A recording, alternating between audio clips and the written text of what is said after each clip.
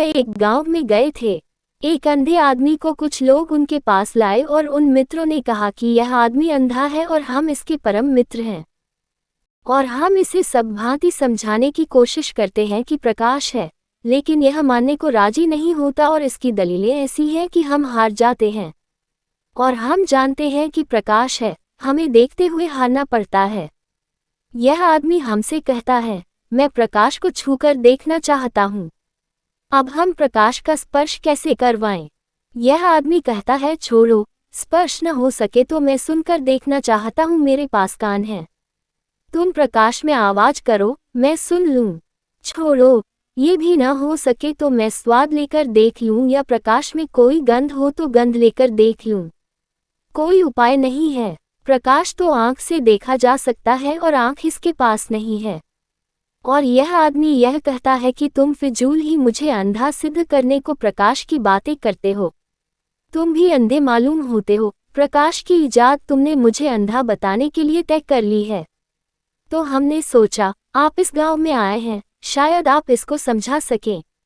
बुद्ध ने कहा कि मैं इसे समझाने के पागलपन में नहीं पड़ूंगा। आदमी की आज तक मुसीबत ही उन लोगों ने की है जिन लोगों ने आदमी को ऐसी बातें समझाने की कोशिशें की हैं जो उनको दिखाई नहीं पड़ती।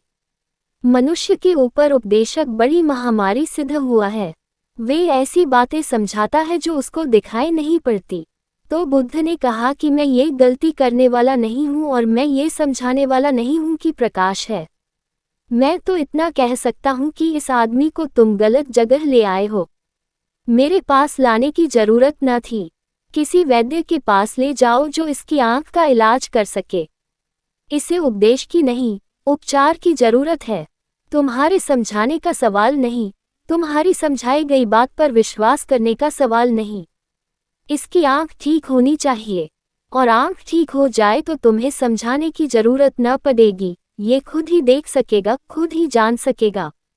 उनको बात ठीक जंची। बुद्ध ने कहा है कि मैं तो धर्म को उपदेश नहीं मानता हूँ, उपचार मानता हूँ। तो इसे ले जाओ। वे उस अंधे को ले गए और भाग्य की बात थी कि वह अंधा कुछ महीनों के इलाज से ठीक हो गया। बुद्ध तो दूसरे गांव चले गए थे। वह अंधा आदमी ठीक हो गया था। वह बुद्ध के चरण छूने गया और उसने उन्हें प्रणाम किया और उसने कहा कि मैं गलती में था। प्रकाश तो था, लेकिन मेरे पास आंख नहीं थी। लेकिन बुद्ध ने कहा, तू गलती में जरूर था, लेकिन तूने जिद की कि जब तक आंख न होगी तब तक मैं मानने को राजी न होऊंगा, तो तेरे आंख का इलाज भी हो सका। अगर तू मान लेता उन मित्रों की बात कि तुम कहते हो तो ठीक है, तो बात वहीं खत्म हो जाती। आंख के इलाज का सवाल भी नहीं उठता। जो लोग विश्वास कर लेते हैं वे विवेक तक नहीं पहुंच पाते।